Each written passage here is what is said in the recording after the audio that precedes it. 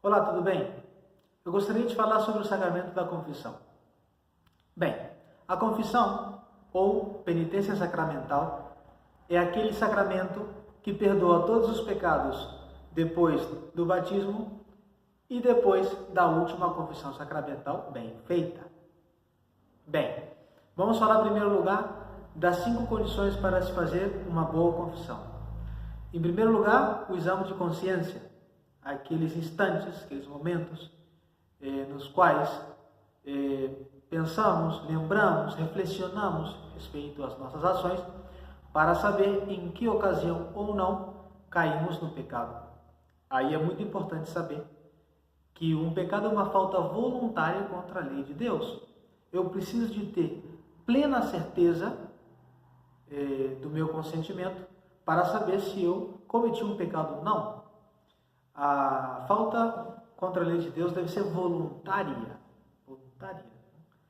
O nosso desejo deve estar naquela coisa pecaminosa para que exista um ato pecaminoso.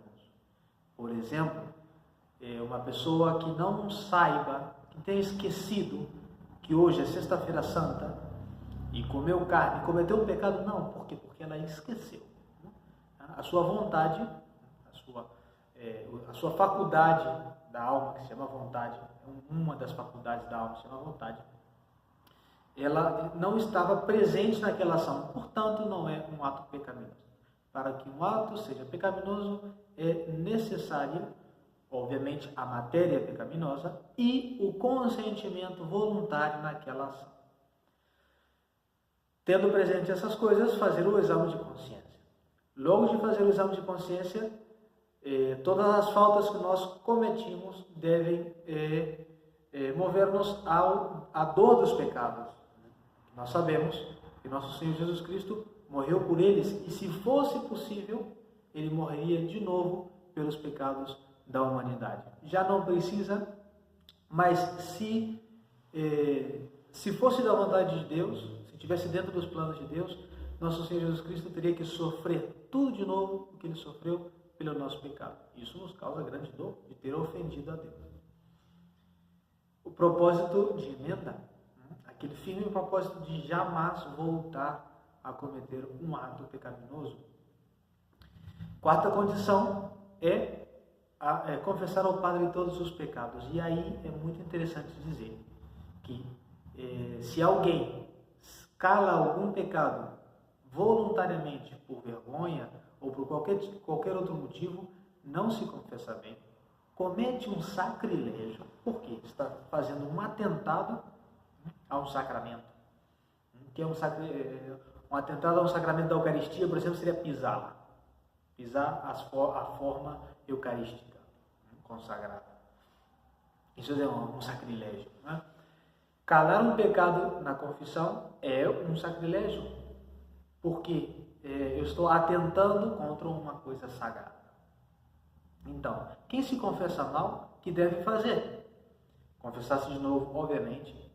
Todos aqueles pecados que confessou nessa confissão sacrílega, que é inválida. Né? O pecado de sacrilégio, e além de tudo isso, obviamente, o pecado que calou. Então, confessar ao Padre todos os pecados. Aqui é muito importante falar do segredo sacramental. Um padre deve morrer antes de revelar um segredo que escutou em confissão.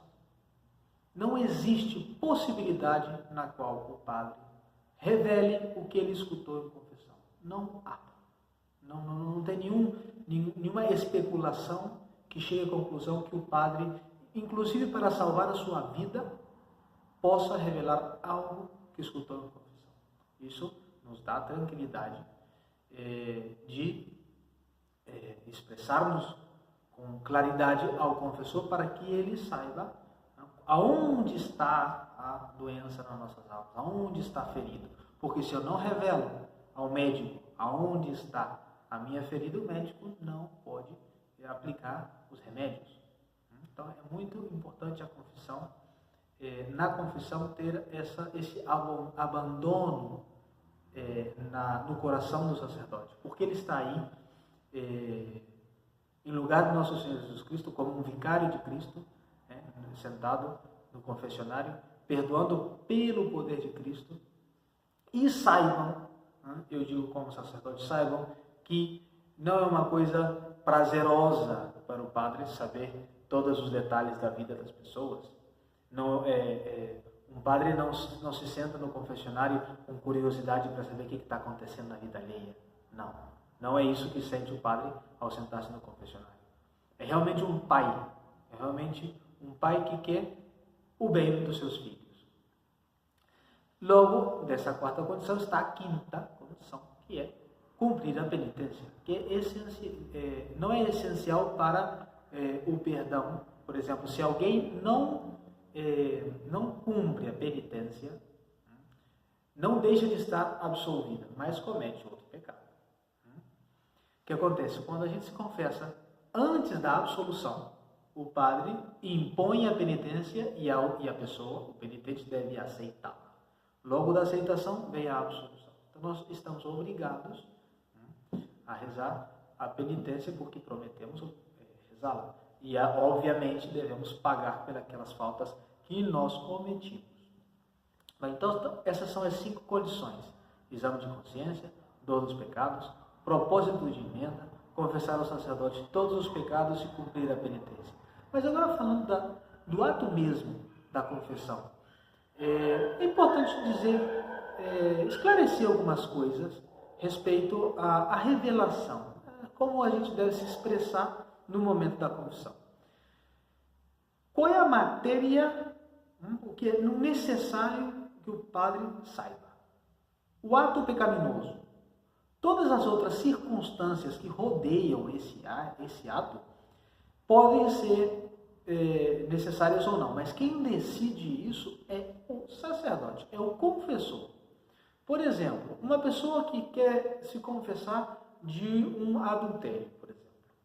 Uma pessoa casada que se confessa de um adultério. Como ela deve se confessar? A maneira equivocada de confessar é dando um monte de explicações que não vêm ao caso. Dizendo, eu sou fisioterapeuta e eu conheci uma moça que ela é casada, eu também sou casado, e a gente deu um telefone um para o outro, a gente se via de vez em quando, e a gente conversava, e aconteceu algum dia. Não. Qual é a forma correta de confessar? Eu cometi um adultério, eu sou uma pessoa casada, e foi com uma pessoa casada. Assim se confessa. Todas as circunstâncias que alguém pode pensar que é importante, isso a gente tem que deixar nas mãos do confessor. Ele é quem sabe se é necessário ou não alguma outra informação. Outro exemplo, alguém que disse alguma mentira, em matéria leve, por exemplo. Eu estava em casa, estava vendo televisão, aí minha mãe perguntou se eu tinha feito o dever de casa, eu falei que sim. Isso faz complicada a confissão. Qual seria a forma de confessar bem esse pecado? Dizer, eu cometi um pecado de matéria leve. Um pecado de mentira em matéria leve.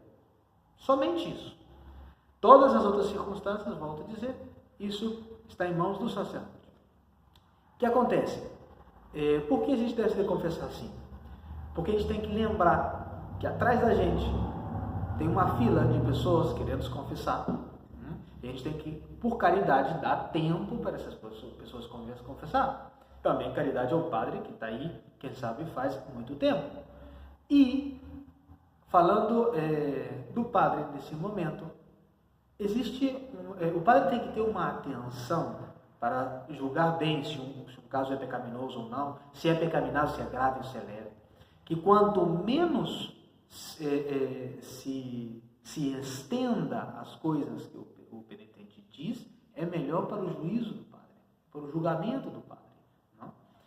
Então, saibam isso. É muito importante porque não só facilita a confissão para o padre, senão para a gente, para o penitente também. Porque às vezes a pessoa diz, eu tenho que confessar isso, mas é tão vergonhoso.